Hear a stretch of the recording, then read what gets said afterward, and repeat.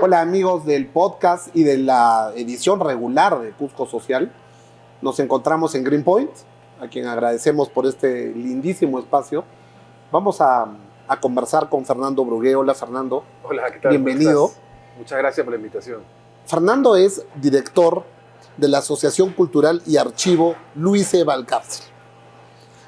Todos los que estamos inmersos en el mundo cultural, en la historia, en la antropología y en el devenir de los Andes, sabemos quién es Valcárcel, pero algunas personas, jóvenes sobre todo, no saben cuál es la trascendencia de este inmenso pensador peruano, cusqueño, moqueguano, vamos a decirlo en ese orden. Sí, exacto. Fernando, tú eres además su nieto. Sí, bueno, para mí es un orgullo poder siempre dedicarme, bueno, estos últimos años a difundir la obra de mi ilustre abuelo, Luis E. Valcárcel, y muchas gracias por esta entrevista. Bueno, comentar que Luis E. Valcárcel ha sido un gran humanista, ¿no? Porque no solamente fue un historiador, antropólogo, arqueólogo, periodista, porque en esa época, estamos hablando de inicios de los años 20, prácticamente tenías que ser multifacético, ¿no? Además, porque él quiso innovar, quiso crear instituciones, quiso especialmente reivindicar lo que es la cultura andina. Y para poder tener ese objetivo de reivindicación de la cultura andina y de valorar todo lo que es la civilización inca, ¿no? Era importante hacer un trabajo de difusión. Y ese trabajo de difusión tenía que estar relacionado con la cátedra, tenía que estar relacionado con la creación de artículos, con publicaciones y con la creación de instituciones.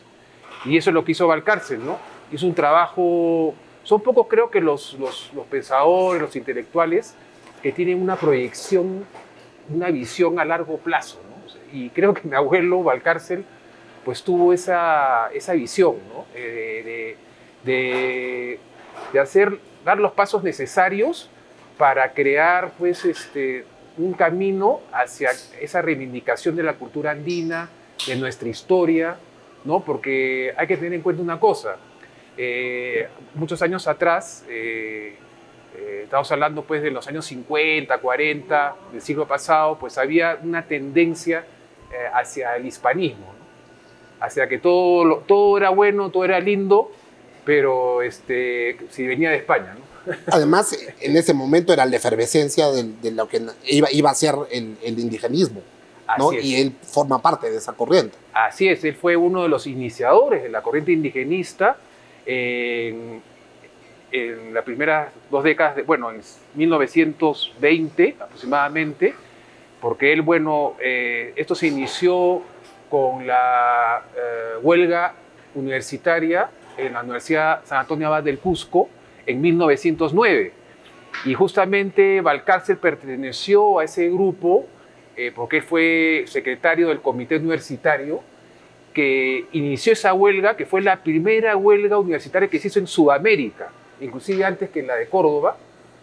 Y gracias a esa huelga es que se hace la reforma en la Universidad del Cusco y se nombra a este importantísimo rector que fue Albert Giesecke.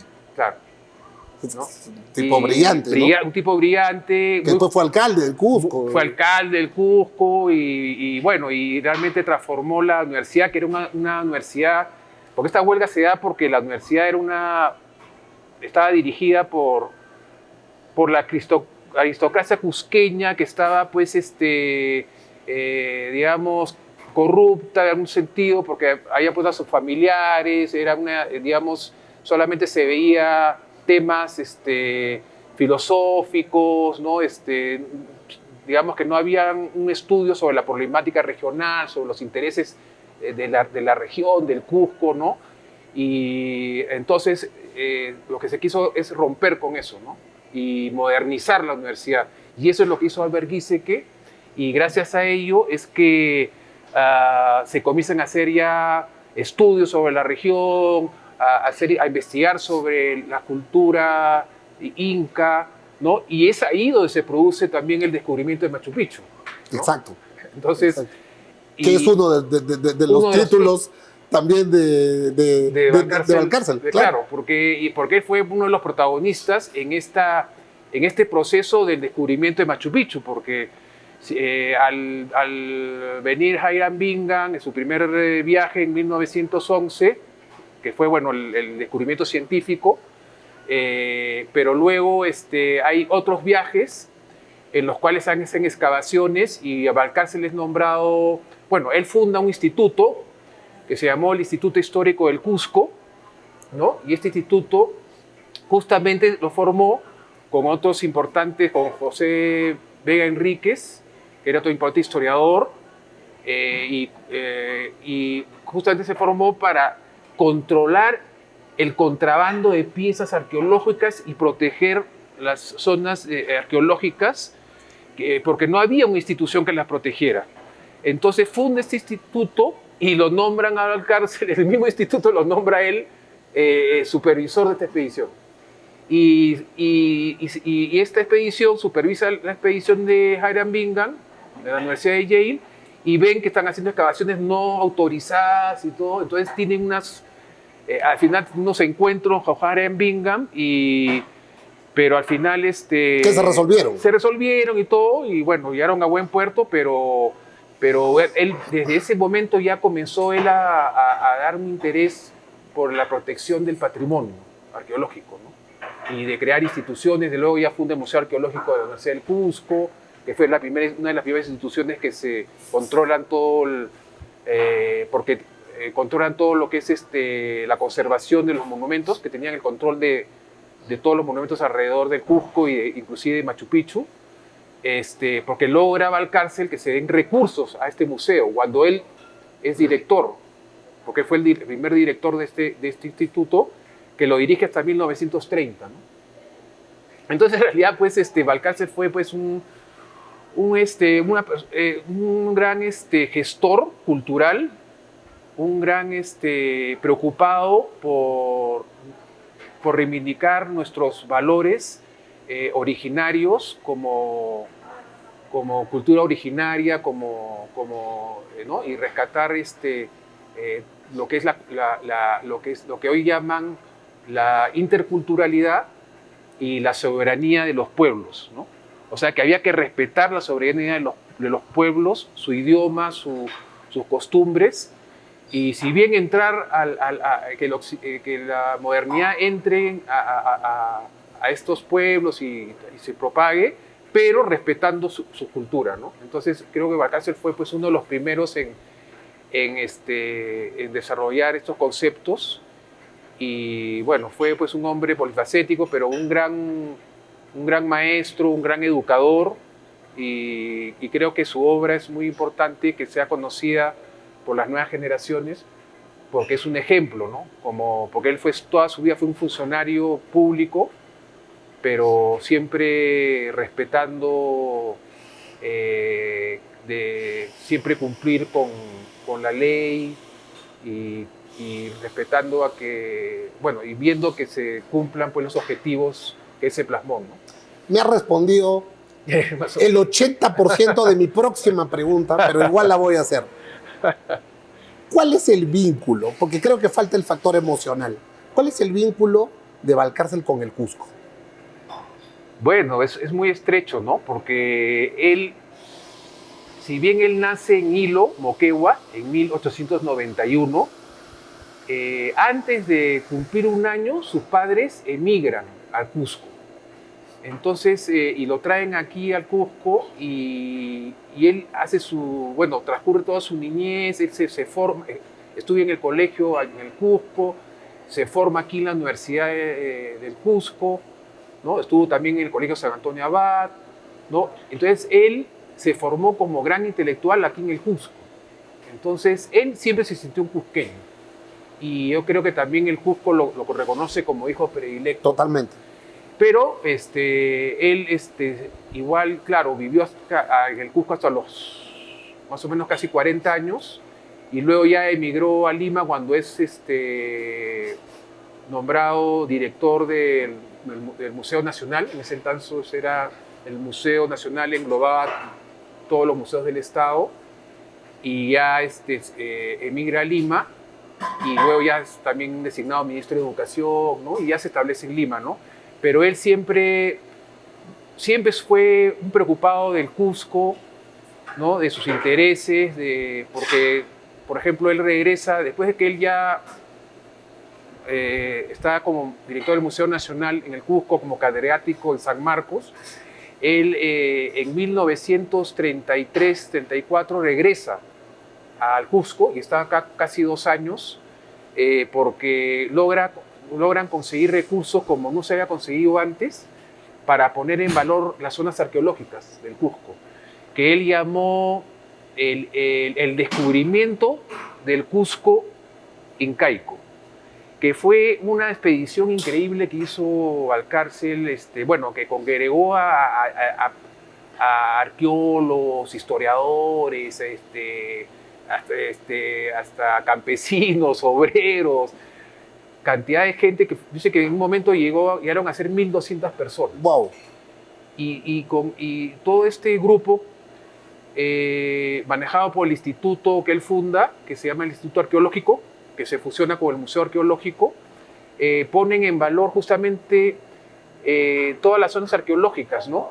Por ejemplo, en Machu Picchu construyen el camino carretero, hacen el albergue para los de turistas, que luego se construye el hotel de turistas, e inclusive en la misma Ciudadela hacen una restauración y quitan la vegetación, que ya nunca volvió a llenarse como se llenó luego del último viaje de Bingham, porque el último viaje de Bingham fue en 1915, y ya cuando él restaura Machu Picchu, eso estaba completamente lleno de vegetación. Claro. Entonces lo pone en valor nuevamente. Luego en Sacsayhuamán también descubren toda la parte oriental, los 3 torreones, o sea, el torreón de Muyucmarca y muchos de los muros que están ahí, que estaban totalmente enterrados, ¿no? Entonces, que en Cotamomachay y en la misma ciudad, los muros incas que habían alrededor de la ciudad, todos estaban tapados porque estaban debajo de las casonas de adobe. Entonces, ¿cómo era posible que estén tapados, ¿no? Entonces descubre todos los muros y es ahora lo que vemos en la ciudad, que se ven todos los muros incas en la ciudad. Entonces, realmente fue un trabajo que puso en valor al Cusco para el turismo, ¿no? Lo que es hoy día el turismo, que es la gran locomotora el motor que mueve la economía de la ciudad, sobre todo. Sí. Fernando, ante el tamaño y la dimensión del personaje, ¿cómo es custodiar su legado? ¿Qué funciones tiene la asociación? Y además cuéntanos un poco del archivo, que entiendo que hay un archivo de fotográfico de primera. Sí, bueno, ya hace algunos años que teníamos la preocupación, ¿no?, de que su archivo, su biblioteca, todo eso esté en buen recaudo, ¿no? Buen recaudo. Y bueno, sucedió que cuando fallece mi abuelo, pues él entrega su archivo y también su biblioteca, sus hijos, al Museo de la Nación. En ese entonces estaba Jiménez Borja, que era amigo de la familia, como director del INC. Y bueno, este archivo estuvo ahí muchos años, pero luego había el riesgo de que el archivo pasara y junto a otras colecciones se subdividiera, ¿no? La colección fotográfica por un lado, todo por un lado. Entonces ahí vimos entonces la necesidad de que el archivo, que digamos que es lo más valioso, y además porque es un archivo que tiene 50.000 documentos, estamos hablando pues de 10.000 fotos, de una colección fotográfica que es una de las más importantes antropológicas que hay en el Perú, porque hay fotografías de Chambi, de Figueroa Aznar, de Rosas, ¿no? De Arán Guillén, tenemos también a Pierre Berger, bueno, y diferentes otros fotógrafos. Luego también tienen su correspondencia, que es unas 6.500 cartas, ¿no? Cartas con Mariatti, Julio Cetello, Luis Alberto Sánchez, Saboal, Alex Gerlica, Max Uhle, Hiram Bingham, bueno, con grandes personalidades. Y luego también está en este archivo todas sus fichas bibliográficas. Entonces, ese material no se había entregado, digamos, no se había donado, sino se había entregado en custodia. Ya. Y al estar en custodia, entonces lo pudimos nosotros recuperar, que no fue tan fácil tampoco. Me imagino. Pero creo que nos han sido pocos casos que ya entregas algo al Estado y que luego el Estado te lo devuelva, ¿no? Pero nosotros, bueno, vimos el tema con gran seriedad y hace ya desde 2014, que eso ya lo tenemos, la familia lo administra, y vimos también hace unos pocos años de formar una asociación cultural que permita administrarlo mejor, ¿no? Porque también es una responsabilidad y es también costoso también poder mantenerlo, ¿no? Pero ya hace algunos años que nosotros la administramos y bueno, y tenemos visitas de diferentes estudiantes, de investigadores, ¿no? No solamente aquí del país, sino del extranjero, que previa cita visitan el archivo y pueden pues, obtener información, ¿no? Ahora, también en el archivo no solamente administramos el archivo, sino el centro lo que hace también es coordinar actividades con diversas instituciones, ¿no? Entonces, por ejemplo, realizar exposiciones fotográficas, conferencias, reeditar sus libros, ¿no? Y también hacer nuevas investigaciones, ¿no? Hace poco hemos hecho un trabajo de investigación gracias al auspicio del Ministerio de Cultura, la Dirección de Cultura del Cusco y la Facultad de Ciencias Sociales de la Universidad de San Marcos, quienes, y junto con el Centro y Archivo Valcárcel, hemos sacado una publicación que se llama Luis E. Valcárcel, el legado de Luis E. Valcárcel, como gestor cultural y las políticas culturales entre 1913 y 1964. Y es un libro donde participan 9 investigadores. Y todos son ponencias y donde habla, por ejemplo, del trabajo como gestor cultural de Valcárcel, especialmente en la defensa del patrimonio, no solamente material, sino inmaterial, ¿no? Entonces, es muy importante porque no se conocía tanto sobre ese trabajo de gestor cultural y de defensor del patrimonio, ¿no? Que es importantísimo. Y así como hemos sacado esta publicación, que lo presentamos en la Biblioteca Nacional el año pasado este año sí en junio, y el año pasado se presentó aquí en la Feria del Libro. También la idea es poder desarrollar otros trabajos de investigación, como por ejemplo el trabajo que él realizó arqueológico, que no se conoce tanto también. También queremos pues, hacer también otro trabajo sobre el trabajo en educación, porque también él hizo un trabajo muy importante en educación. Y así, ¿no? Poder hacer diferentes actividades que permitan pues, difundir su obra. Tenemos entre manos estos dos ejemplares de las memorias de Valcárcel, editados por el IEP, y entiendo que esto es parte de los productos que has traído a la Feria del Libro y la Lectura de Cusco. Cuéntanos un poco sobre eso, Fernando. Sí, justamente este libro, que son 2 tomos, ¿no? Que son las memorias de Luis E. Valcárcel, la primera edición salió en 1981, que fue un homenaje que hizo el Instituto de Estudios Peruanos a Valcárcel en sus 90 años. Y fue un trabajo realmente importantísimo que hizo, que se ha hecho. O sea, es un trabajo de las memorias increíble realmente, porque hacer un trabajo de las memorias no es muy fácil. O sea, es muy diferente que trabajar de repente una biografía, ¿no? Pero este trabajo, ya Valcárcel tenía 90 años, entonces se trabajó desde varios años antes, de 1977, y además gracias a que él tenía un archivo y él también todo lo apuntaba en sus diarios y tenía agendas.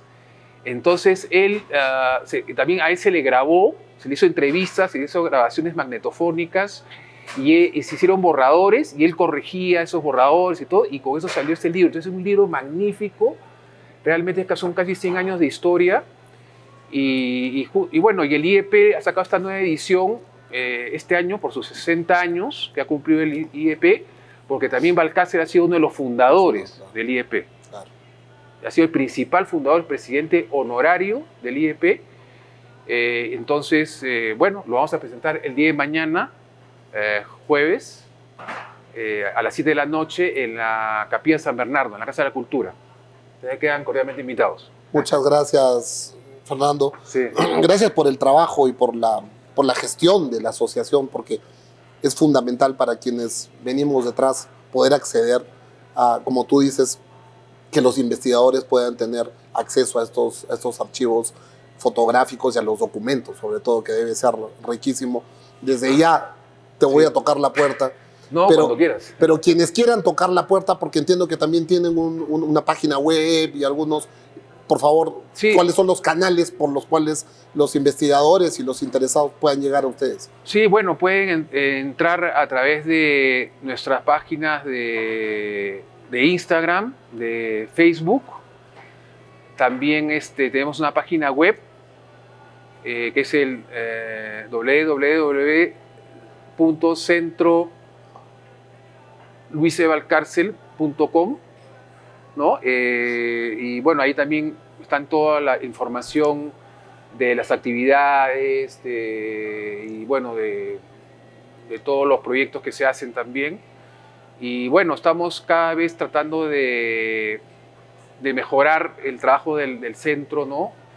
Tenemos proyectos, ¿no? Y la idea sería poder más adelante, en el futuro, si Dios quiere, pues inclusive hacer un museo, ¿no? De Luis de Valcárcel, que englobe también su archivo, ¿no? Y ya su biblioteca, porque si bien nosotros administramos el archivo, que como te comenté son como 50.000 documentos, pero también está su biblioteca. La biblioteca está en el Museo de la Nación, o sea, lo que es el Ministerio de Cultura en Lima. Claro, la sede. En la sede de San Borja. En la sede de San Borja. Ahí tienen ellos una biblioteca del Ministerio y ahí está su colección, su biblioteca personal, ¿no? Que ahí son unos 5.000 volúmenes y unas 3.000 revistas, pero que también lo tienen bien resguardado ahí, pero sería muy, muy lindo que pueda estar todo junto y en un solo lugar, ¿no? Entonces ese es nuestro plan, pero claro, eso requiere un proyecto importante y poder tener también un auspiciador importante que nos apoye en ese sentido, ¿no? Fernando, muchísimas gracias por tu tiempo, felicitaciones, están en el stand de la feria, sí. Y bueno, ya tenemos los canales para poder llegar, sí, y acceder al legado de este gran intelectual peruano. Gracias. Muchas gracias.